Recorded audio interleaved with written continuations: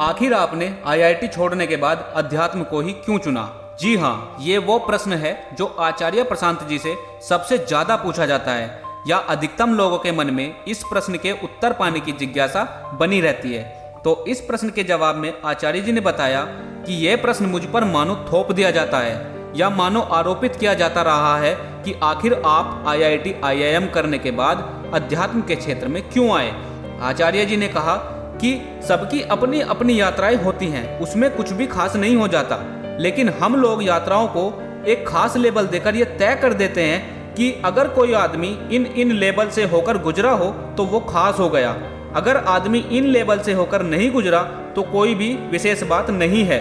तुमको बाहर बैठकर जो बातें बड़ी आकर्षक लगती हैं वो बातें बड़ी सामान्य लग सकती हैं उसको, जो उस मंजिल या रास्ते से होकर गुजरा हो जिसकी तुम चाह कर रहे हो।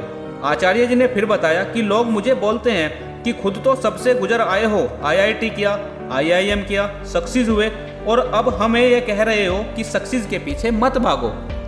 आचार्य जी ने बताया कि आईआईटी और आईआईएम को पाने के पीछे कोई विशेष बात नहीं थी और ना ही उसे छोड़ने में कोई विशेष बात थी, बस यात्रा थी। जैसे आप सबकी यात्राएं हैं वैसी भी मेरी ही थी। और रही बात अध्यात्म की, तो ये बातें मुझे किसी आईआईटीएन ने नहीं बताई, किसी आईआईएम ने नहीं बताई।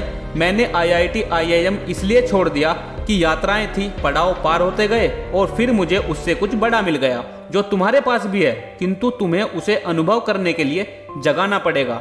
जिस दिन तुम ये बात जान जाओगे तो तुम्हें तुम्हारी बातें छोटी लगेंगी। सरल शब्दों में आचार्य जी ने बताया कि बड़ी चीज को लक्ष्य बना लो तो तुम्हें तुम्हारी ये सब छोटी चीजें छोटी लगने लग जाएंगी अपने आप ही। तो दोस्तों, वेदांत के मर्मस्पर्शी आचार्य प्रशांत जी की गूढ़ बातों को यदि समझ लिया जाए तो जीवन में अज्ञानता का समूल नाश हो सकता है। और आभारी हैं हम आचार्य प्रशांत जी के, जिन्होंने अपने जीवन में संघर्षों और चुनौतियों को पार करते हुए इस समाज को जगाने का संकल्प लिया और लगातार प्रयासरत हैं। आज की वीडियो में बस इतना ही। वीडियो को लाइक करें, और अगर आप भी मेरी तरह आचार्य प्रशांत जी को रोज सुनते हो तो हमारे चैनल को सब्सक्राइब करें और कमेंट बॉक्स में अपनी राय जरूर